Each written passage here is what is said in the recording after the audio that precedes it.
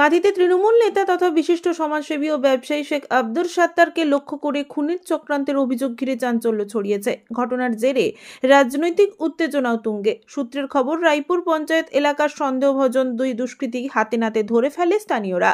ধৃতদের নাম শেখ আমিরুল তুল্লাহ এবং বাপি দাস। এদের একজনের বাড়ি ওড়িশা এবং একজনের বাড়ি কাঁথির খেজুরি এলাকায়। ধৃতদের কাছ থেকে একটি 9mm পিস্তল, একটি রেঞ্জ এবং দুটি মোটর বাইক সহ বেশ কিছু মোবাইল উদ্ধার করেছে পুলিশ।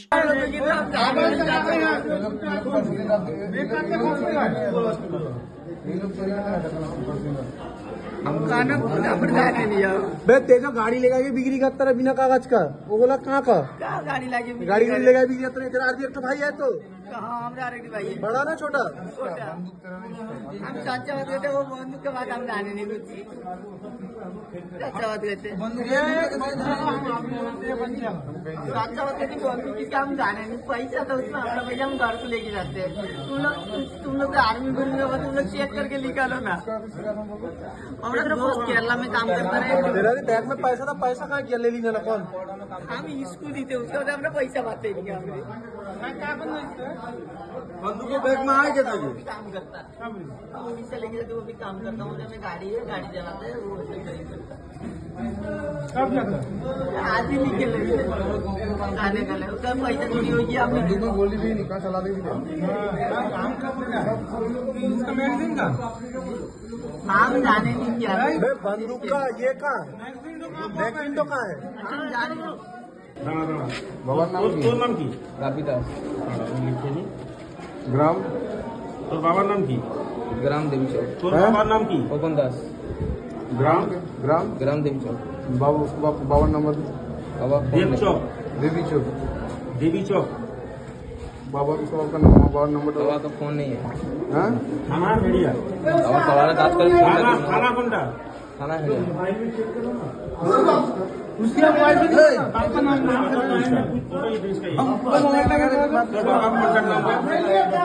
बाबा मोबाइल नंबर की हमारा ही वरना चलता है। हिंदी में बात करते हैं आधार कार्ड আছে। জানা গিয়েছে, অভিযুক্তরা ওই এলাকায় বেশ কয়েকদিন ঘাঁটি গেড়েছিল।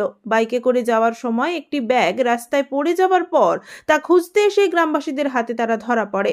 পরে কাঁথি থানার পুলিশ এসে দুই অভিযুক্তকে গ্রেপ্তার করে। এখানে দীর্ঘদিন ধরে একটা ছেলে থাকতো, মানে এখানে আত্মীয়তার বাড়ি, তো আমরা বলি আত্মীয়র জন্য এসছে, কিন্তু ও যে ফলো করে যে আমাদের যে সাত্তার বাবু আছেন, ও তো একটু নেতৃত্ব করেন, তো ওকে মারার জন্য ধাওয়া করে সে কিছুদিন ধরে ছক করে ছিল।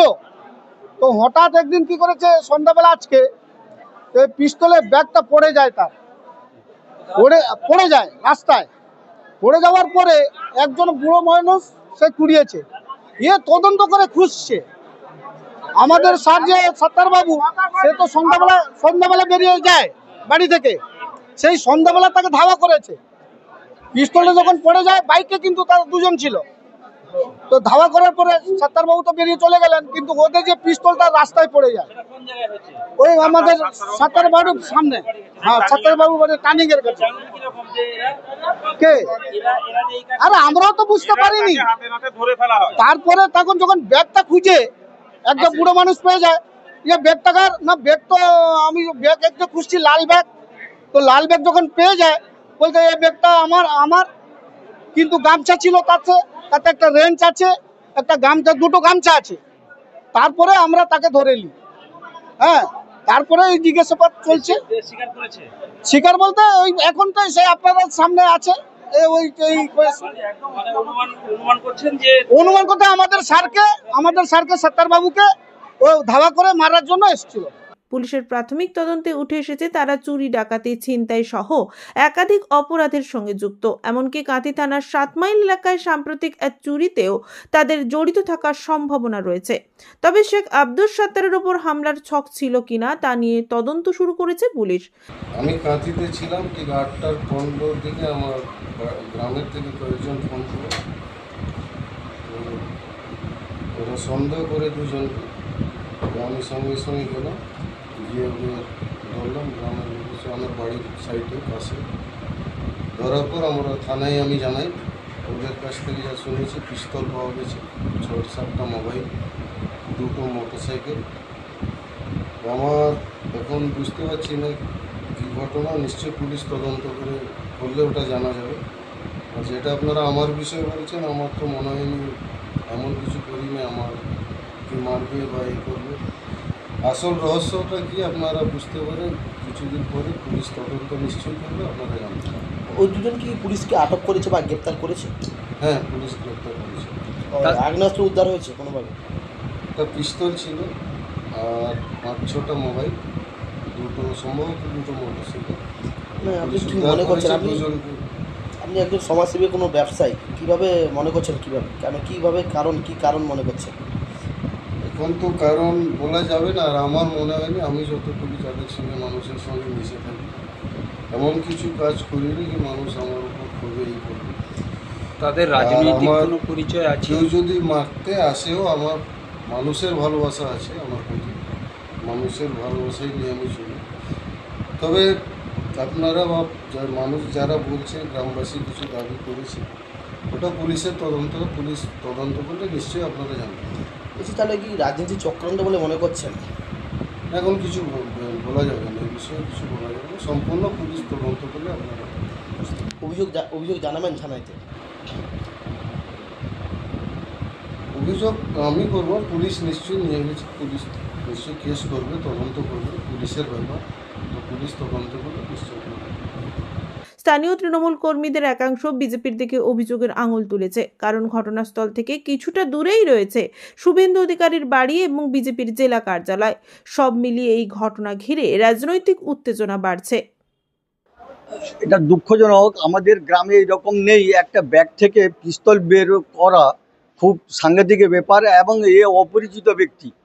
আমাদের জানি যে আমাদের এখানে তৃণমূলে একটা বড় লিডার সত্তার সাহেব আছেন, এবং তার বাড়ির আশেপাশে ঘোরাফেরা করা খুবই সিরিয়াস ব্যাপার। এটাকে আমরা খারাপ চোখে নিচ্ছি, এবং এর উপযুক্ত ব্যবস্থা যেন সরকার পক্ষ করে, এর জন্য আমরা আর্জি জানাচ্ছি। এর আগে কি এই ধরনের কোনো ঘটনার সম্মুখীন হয়েছিলেন? না, এখানে নেই, সেরকম কিছু হয়নি। তাহলে কিন্তু আতঙ্কের পরিবেশ তৈরি হলো। আতঙ্ক হলো, এর জন্য আমাদের পুরো গ্রাম বসে এবং পার্টিগত বসে আমরা চিন্তা ভাবনা করব, যাতে আমরা শান্তিতে বসবাস করতে পারি।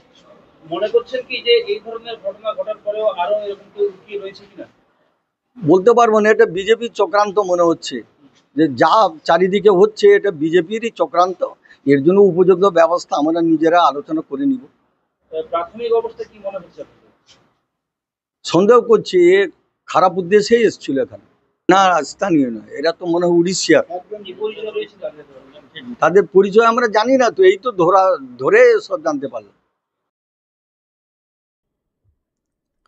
পুলক বেড়ার রিপোর্ট, খবর BCBS।